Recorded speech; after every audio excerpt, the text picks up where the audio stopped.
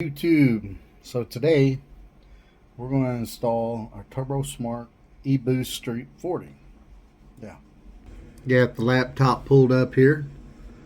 The directions are online. They don't send any directions with it. They actually send you a card, where you take a picture of the barcode and it sends you to the website. But there's a few different ways to hook this up, and the way that we're going to go with is I bought a 4-port Mac valve, so we're going to do this one, and it'll give you an explanation up here. 2-port single 4-port solenoid twin turbo connection. Well, we don't have twin turbos, we got twin wastegates, so it's kind of the same, but anyway. For obtaining a wide range of boost pressure from 5 to 40 psi on a straight configuration engine, this connection method has varying degrees of success depending on the Turbosmart system. Port A of solenoid to top port of wastegates. Port B of solenoid to bottom port of wastegates. Exhaust port EX, that stands for exhaust. Port of solenoid vent to atmosphere. In port solenoid to pressure only source. So, and that's the way I've already hooked it up. So I got 2 wastegates. Did I say 2 Mac valve? Well, yeah, we got the 4-port Mac valve and 2 wastegates. We got a single turbo. But anyway, it's pretty much going to be the same. You'll see they don't even connect this turbo. But anyway, the best place to get your boost pressure is as close to the turbo as you can get it. This is where we had it in the GT45 turbo. If y'all follow along with the channel, you'll know the car had a GT45 turbo on it before, and it just had a Turbosmart manual boost controller, which didn't give us much adjustment at all. I mean, the car, if you unhooked to where no pressure was going to the bottom of the wastegate to help open them, the way these work, there's a diaphragm in the middle, so this helps open. It pushes up that diaphragm and opens this valve down here and helps open them. And when that happens, boost comes through here and then comes out, and it lowers the boost pressure, the boost that you're getting in the vehicle. Now, the manual boost controller, it only hooks to the bottom port, and it controls how much pressure from the turbo coming through here opens. And when you take, that pressure away, there's not as much pressure trying to help open it, and it increases the boost. Now, the car with, full boost coming through to help open the wastegates, it would run a 6.7, and then with the manual boost controller, Turbosmart manual boost controller, screwed all the way out, so hardly no pressure was coming through here. Well, as much as it would. The manual boost controller has got a dial on it. You turn it, and when you turn it, it bleeds off the pressure out of the manual boost controller. So it reduces the pressure that's going to help open these, which should increase the boost. Well, it would run like a 6.4, 6.5. Now, if I just unhook this line where no pressure at all was coming in and trying to help open these, just unhook this line so nothing was trying to help open these, the car would run a 6.2. So I got 2/10 adjustment out of that manual boost controller. That's why we're switching to this. This should give us, hopefully, I got a 5-pound spring in it, so it should give us 5 to 40 psi.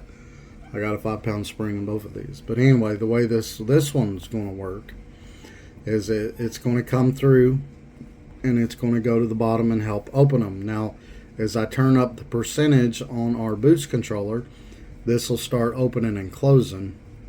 And what happens is it'll take away some that can go to the bottom, and it'll add it to the top.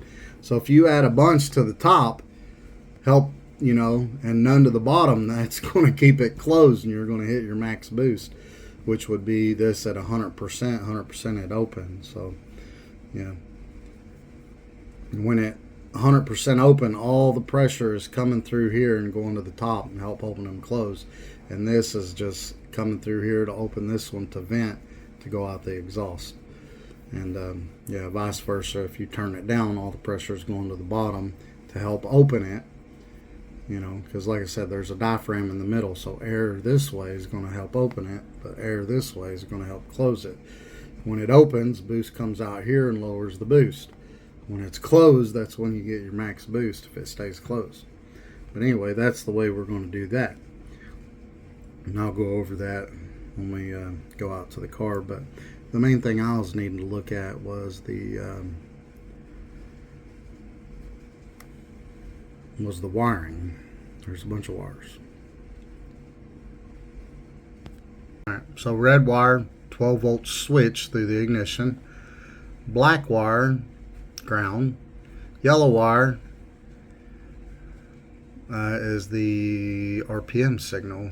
That's optional. The red, all these are optional. The red and the black are you have to have, and the brown and gray you have to have those two. The brown and the gray that go to the boost control solenoid, whatever you want to call it.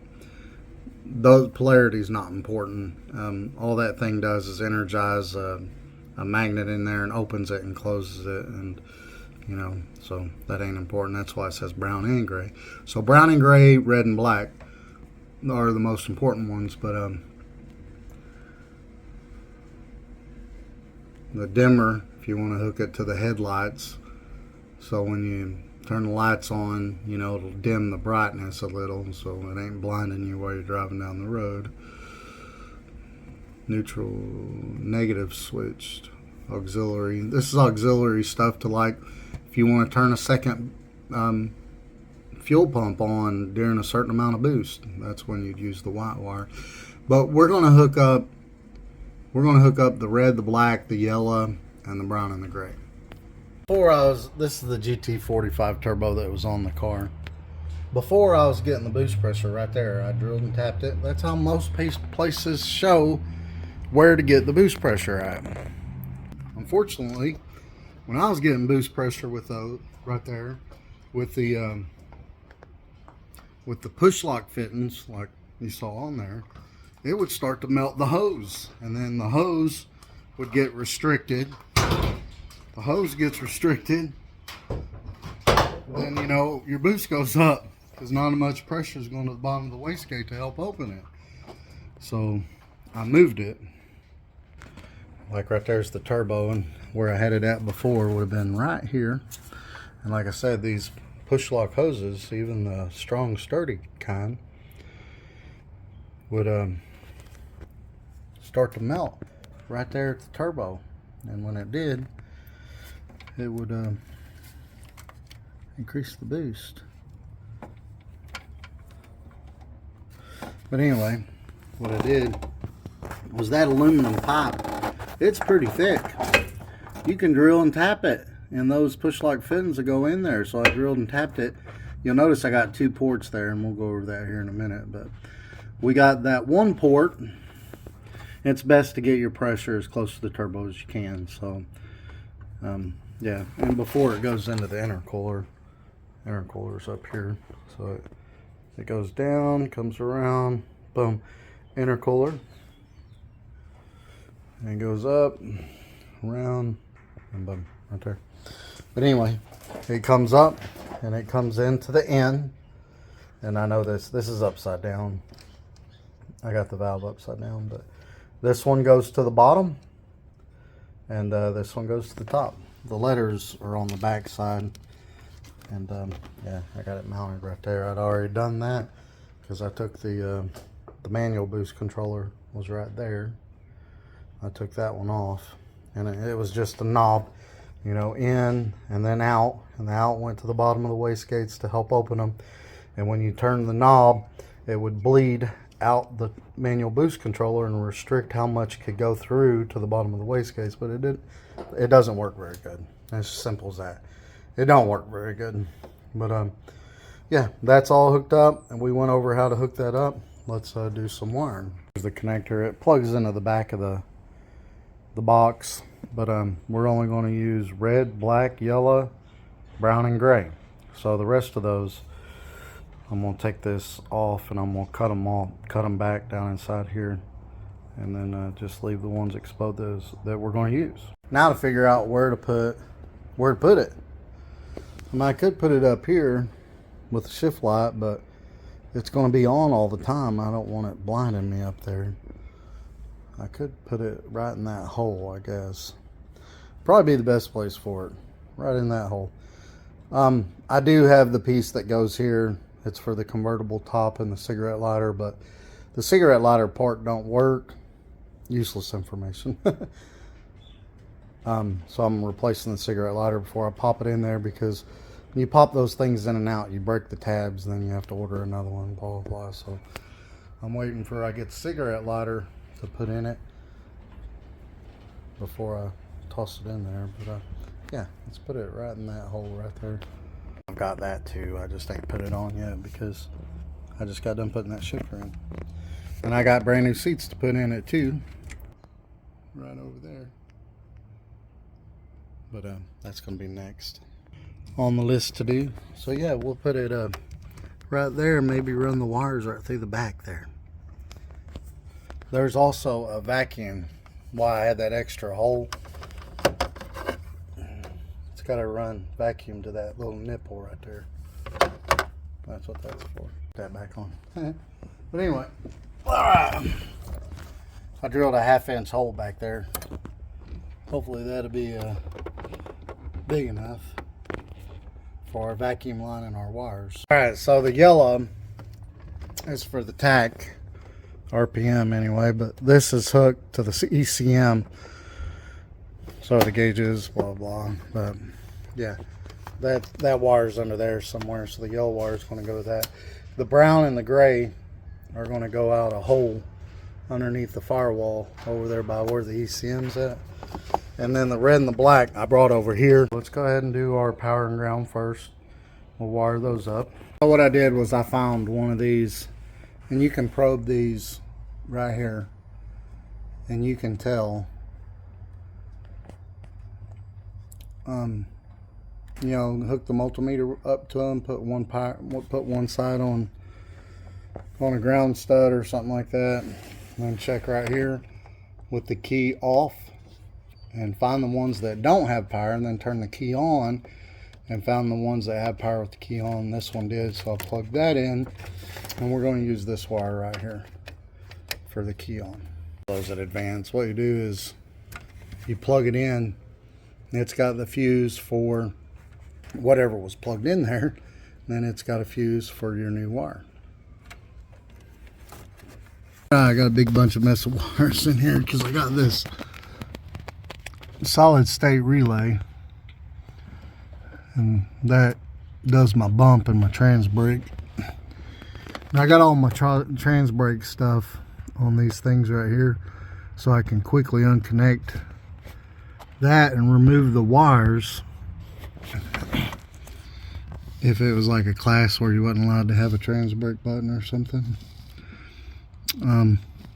But anyway, up in here is our shift light, and the same thing on it.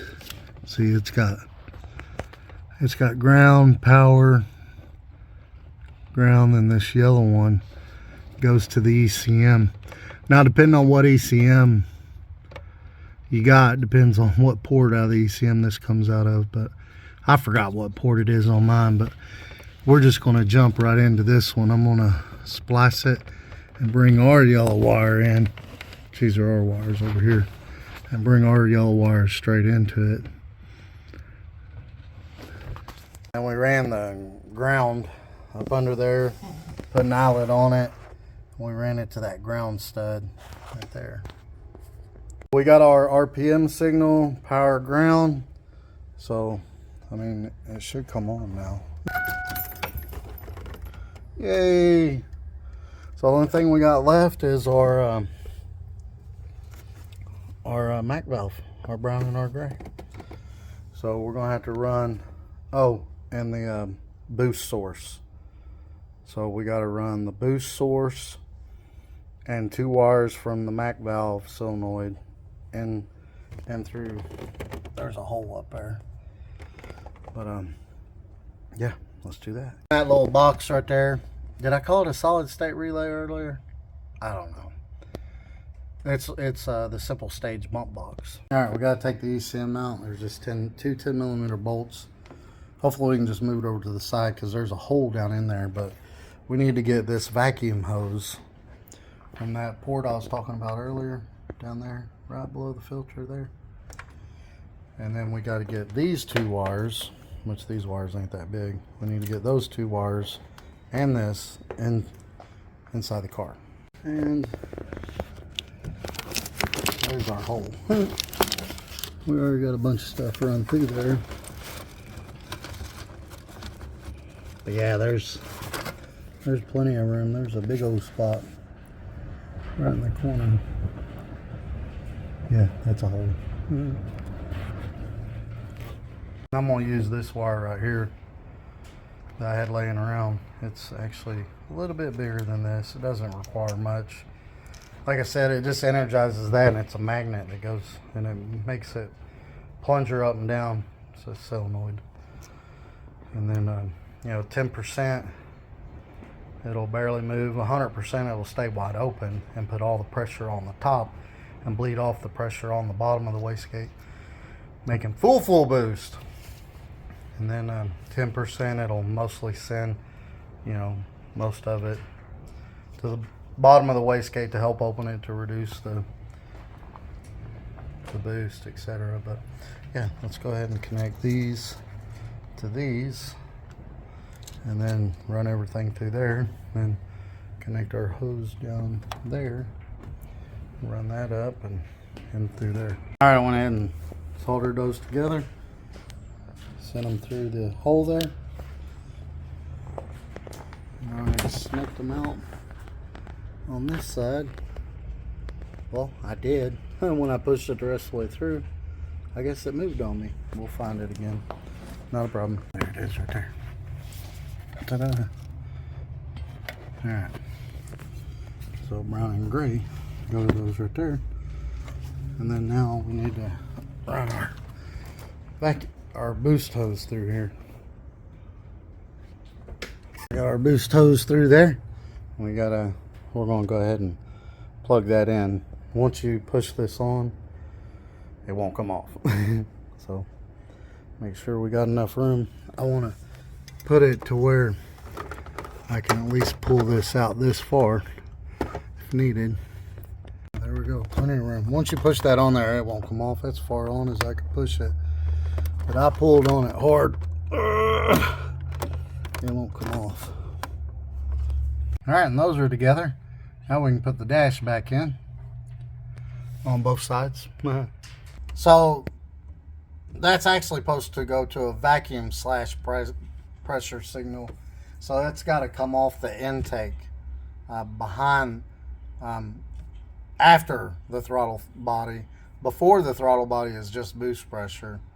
That's where I drilled and tapped that one. We're going to have to plug it. We'll take it out and plug it. Didn't need one. We're going to have to put this vacuum pressure signal, so it has to be on the manifold side after the throttle body on the intake side, and the intake somewhere. Almost forgot to bolt my computer back down. Whoops. Make sure I don't get no wires under there. So that vacuum port comes off right there after the throttle body on the intake side, and it comes up. This is the switch after it sees like 7 psi. That's when it kicks my other pump on. But and then there's map sensor, and then we'll put that. We'll get a 3/8 to 3/8. That's what that is, to whatever size this is. We'll hook it right there. I had some of this stuff. We're gonna need a couple of things out of there, but I got, because I wanted to use a push lock on one side, I got a 3-way T 1/8 inch MPT female, and I got 2 pop plugs, 1/8 inch pop plugs, to plug that one hole in the intake. Yeah, so we're going to go 3/8 out each side, and then we're going to do a push lock in the middle, because I'd rather run push lock across here than this stuff right here. This is that real flimsy rubber. It'd probably melt easy. Alright, that's what we got. See, I already had these fittings and I wanted to use the push lock there, so that's why I got that. I use the Teflon tape. This is an 1/8 inch MPT to a nipple that fits this. Put a push lock there. There we go, it's all set. We'll put some wire loom on it. We'll try to find some smaller. If not, I'll get some smaller, but right now I'm just gonna put it on there for now. The big stuff. Our boost reading is working now because it's reading negative because it's reading vacuum.